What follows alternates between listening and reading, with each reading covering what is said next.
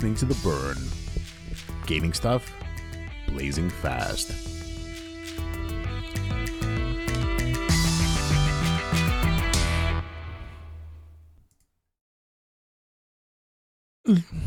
I forgot to press record in the Audacity, so now I did.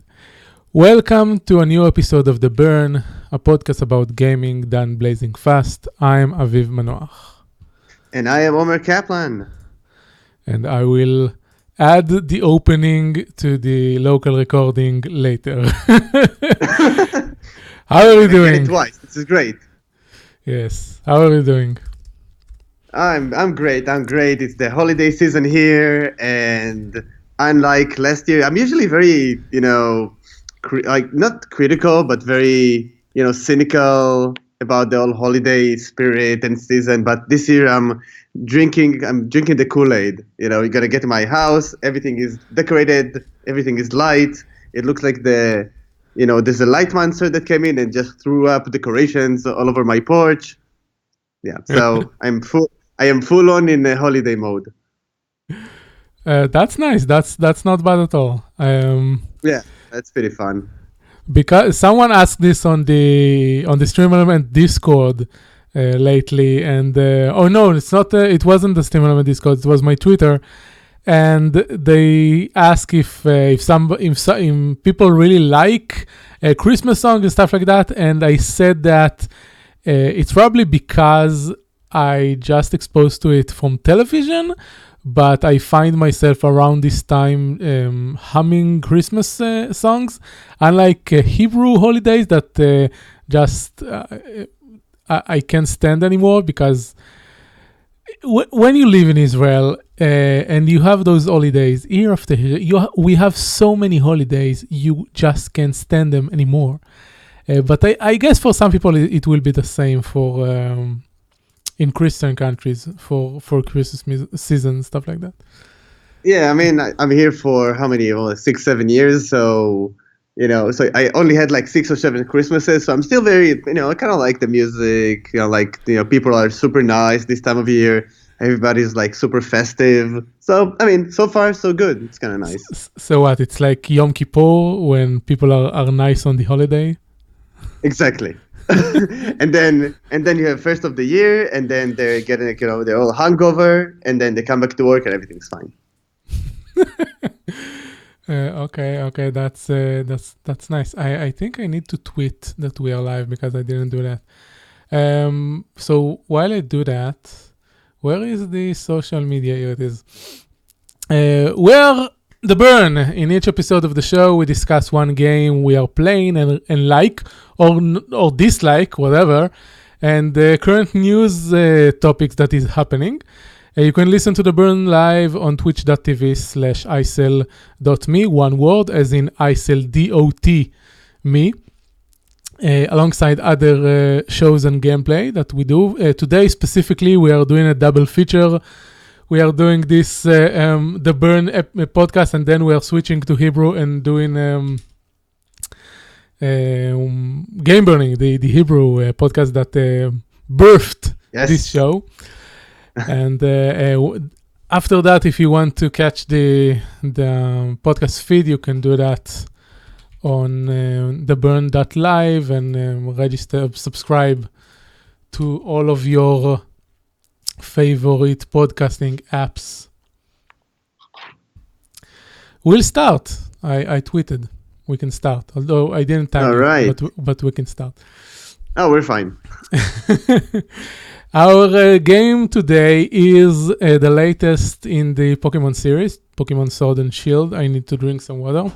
Go ahead. Yeah, I dropped my bottle. Yeah, it's important that you do most of the talking, because as you'll hear pretty soon, I'm not a huge fan of the Pokemon series. So you should bring all the good stuff first, and then we're gonna talk about, like my side of the house. Okay.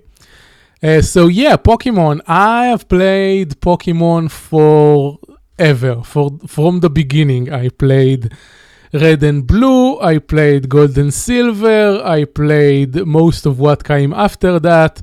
I played the remakes. The only ones that I didn't play the last years were, I think, both Black and White, and then what came?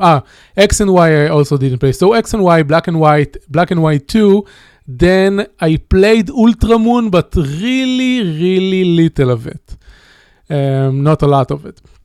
So you can tell I like Pokemon games.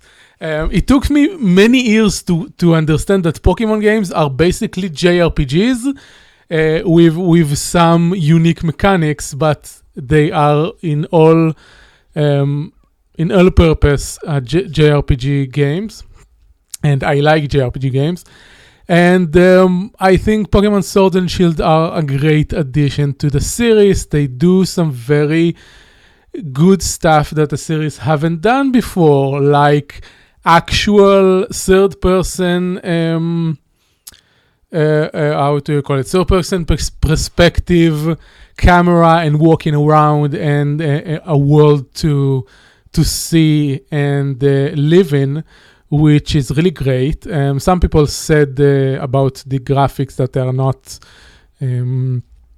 very, very impressive, but I think that for a Switch game, they are not bad, especially if you compare it to something like Fire Emblem Three Houses, that while in Three Houses, the character models are really impressive for the Switch. All the environments are kind of low poly and low res texture and stuff like that. And Pokemon do a lot of things to obfuscate that. It's a lot more cartoonish, a lot more colorful.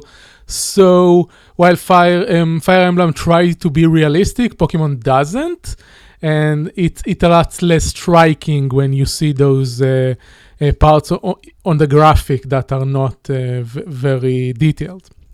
So that's one thing I will say, and I said it in our Hebrew podcast when I talked about Pokemon, is that weirdly, some of the Pokemon models are very intricate and complex, and the others are not.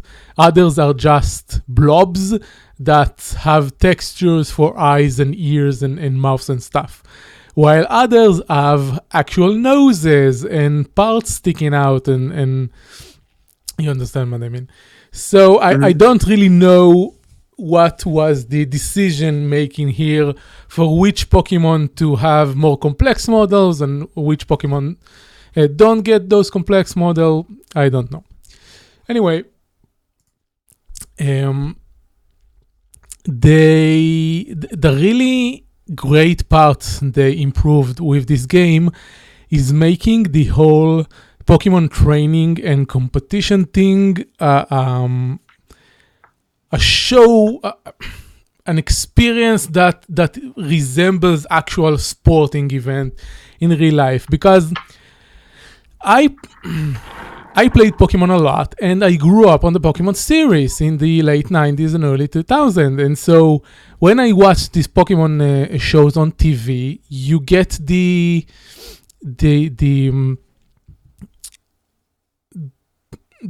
spectacle of Pokemon fighting, and they shooting one another, and they beating one another, and there are huge stadiums and people cheering, and a big competition and tournament and stuff like that. And then you go and play the game, and you don't have any of that. Because those were Game Boy games, and the Game Boy didn't have any of that. And where in the actual battles, when you chose a move, it was a couple of pixels moving on the screen. You didn't really get the feeling that something was happening. And later generations, the Pokemon maybe moved a little, but not a lot. It only after, I think, X and Y, the battles actually became 3D, and so we can see some of the moves in 3D. But also, it took them a really long time to make Pokemons that actually move and do stuff. And they do in Sword and Shield. They do. When you tackle someone, the Pokemon will charge ahead and tackle them. They still don't make actual contact. This is still two parts of the screen where your Pokemon does something and then it happens to the other Pokemon, but there is not really a contact there. But it's the same thing for stuff like Darkest Dungeon, when you have the your party and the enemy party, and your party does something and the enemy party gets hurt by it. But still, a great improvement. And in the previous Pokemon game, especially at the start, Pokemon battles were not impressive. Also from the outside, not only in the battle screen. You walked onto a trainer, and the battle started, and you kept walking. At the gym, the gym battle were the same. You walked up to the gym. I don't remember what the title is. Gym trainer, whatever their name is. And you just, the battle will just start, and that's it. And the final, the Elite Four were still the same.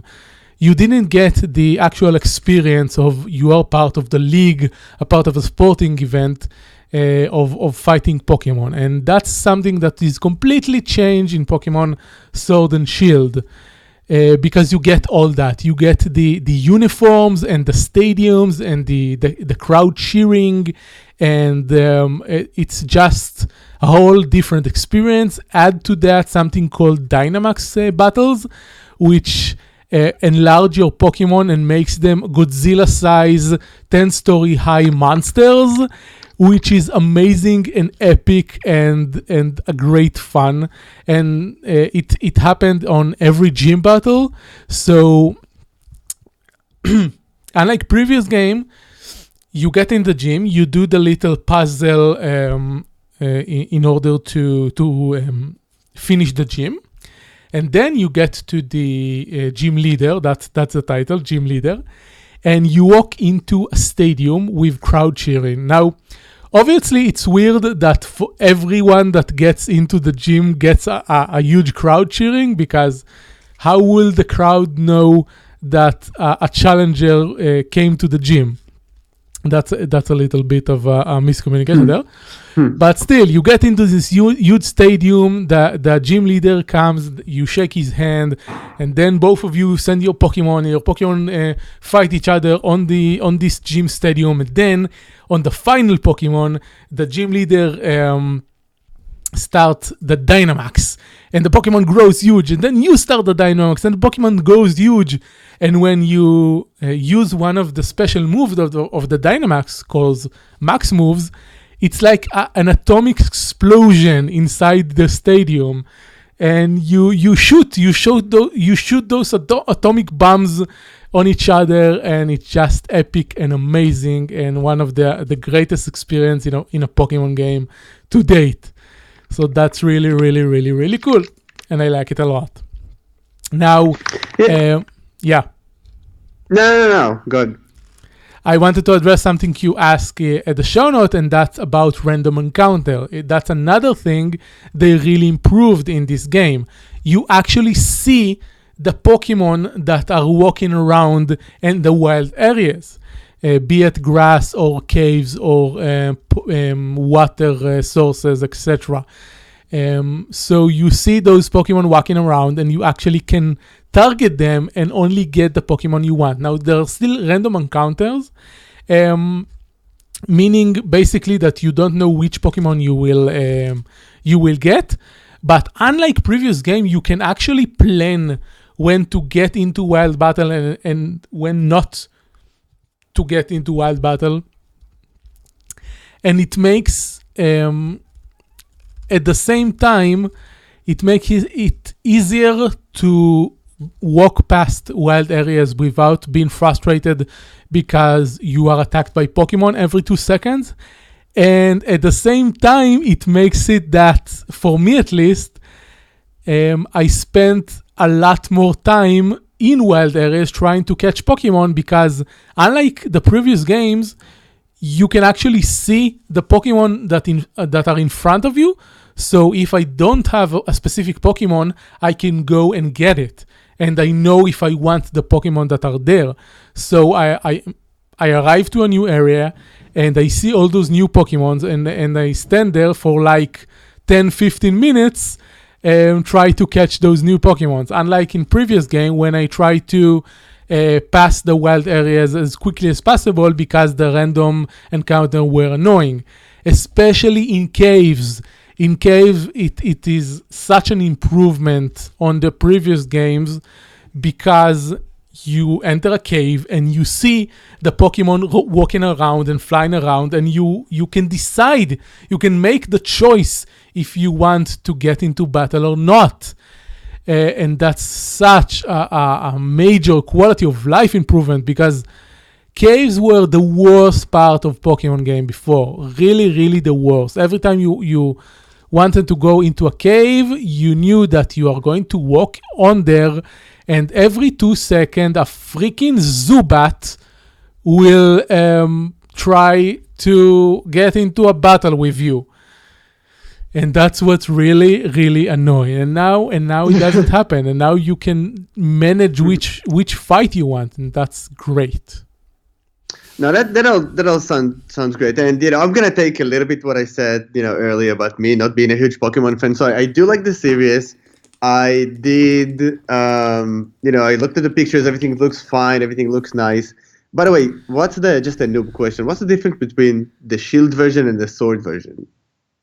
Each generation of Pokemon has 2 games that have different. Previous generation had exclusivity list for Pokemon that you couldn't get if you didn't have the right version. In this generation, as far as I know, it's not an exclusivity thing. It's a ratio thing. So, for example, in Pokemon Sword, you have an abundance of Vulpix. You can find them everywhere, but Growlithe is really rare. And in Pokemon Shield, it's the other way around. They do this because one of the design features of Pokemon games is to trade Pokemons between friends. And by the way, for those games with a Switch online subscriptions, it became really easy to connect with your friend and switch Pokemons with one another. Unlike a previous game with the 3DS and Game Boy before that before the 3DS, you didn't have Wi-Fi. You needed to connect physically with other people in order to switch Pokemon. So basically, it's a modern slavery concept where you have a bunch of slave Pokemon and you trade them with other masters. Yeah, we don't really think about the allegories of dog fights and cockfights and stuff like that. Yeah, it's there. You can't deny that it's there, but we don't think about it. Yeah. No, I mean, the game looks nice. The only thing that really bothered me, and that's why I think I didn't become like a huge Pokemon fan. Basically, it's for 2 reasons. One, and I'm gonna use my my snobbish glasses and say, oh well, when everybody played Pokemon TCG, I was playing Magic the Gathering, so I didn't really get into it. You mean hipster glasses? Yeah. So exactly. But it's not really. It's like back in my days, we didn't have Pokemon card game. So anyway, so that was one. I just got invested in some other thing, and I think what really bothered me about the digital experience is kind of like the gameplay loop. It didn't feel really maybe I'm wrong, but it just didn't feel really creative. Where you should get your Pokemon out, do the 4 moves. If it counters the other one, fine. If not, then it really felt really kind of like linear, as opposed to like other JRPGs when you can get more creative with the battles, if that makes sense. So yeah, it certainly has its limitation. The battle system hasn't changed at all for like 5 games in a row. They sometimes add more Pokemon types, so you can't really counter everything with the group you have. When you have that, and then on the other hand you have it's like a $60, it's a full retail price game. So when you have that, and then you have something like, I don't know, Octopath Traveler, which is a JRPG, Yeah. then Yeah. it just come hard. Unless you're like a really huge fan of the franchise. There is no doubt that something like Octopath Traveler has a much better combat system. But to be honest, Pokemon is a better game. Like Pokemon has they change it so you have XP share from the beginning, and you can't actually turn it off. Previous Pokemon games, you get an XP share item for one Pokemon. So you use one Pokemon for the battle, and you have XP share on another Pokemon, and those are the only two Pokemon that get XP. And if you wanted to actually level every Pokemon, you needed to use them all in battle. So sometimes you use Pokemon that are not optimal in battle. In this game, they finally also in the Ultramon, you get the XP share item after about an hour, and it applies to all your Pokemon. This game doesn't even have an XP share item; it's just on by default. So all your Pokemon get XP all the time, and it's a lot more convenient. And to be honest, one of the problem with Octopath Traveler is that it's very old school JRPG in that fashion, and you only get XP for for characters that participate in the battle, making it a bit problematic. I would very much like the Pokemon battle system to be improved. I think Dynamax it's a step in the right direction.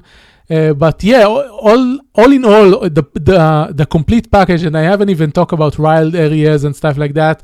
The complete package is very, very, very good. And if you haven't played a Pokemon game in the past, I think it's a good stepping stone into the series. Yeah, it sounds like, I'm going to wait for like 5 Pokemon games, and then maybe the next one will be, let them just catch up to the JRPG generations, and then it'll be fine. I think you'll need to wait to the console after the Switch to get that. Yes, the Switch too. Yeah. Okay, let's move on to our news topics, which you have prepared. And one of the things we are not going to talk about, but happened yesterday, is the reveal of the new Xbox console, which is called the Xbox Series X. Dear Microsoft, please fire all of your name givers and hire new ones, because for the last 5 years or so, you're doing a very bad job. But the product itself is designed really well, so kudos to your product design team. And now for the news. Yeah, exactly.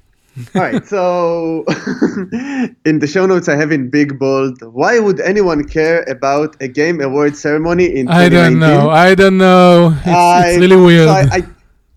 So I actually grabbed, we had half a bottle of wine left from this week. I sat down, I said, okay, I'm going to tough it out. I'm going to watch the thing. So I went through some of it.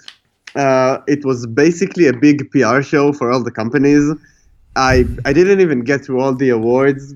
I don't know how, it's really like, it's so subjective that it doesn't really matter. There were some cool reveals though.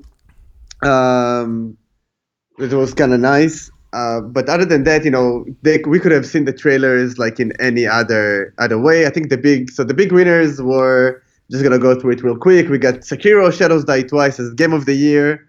It's fine. I mean, I think at some point we need to do our like 2019 recap, maybe next time.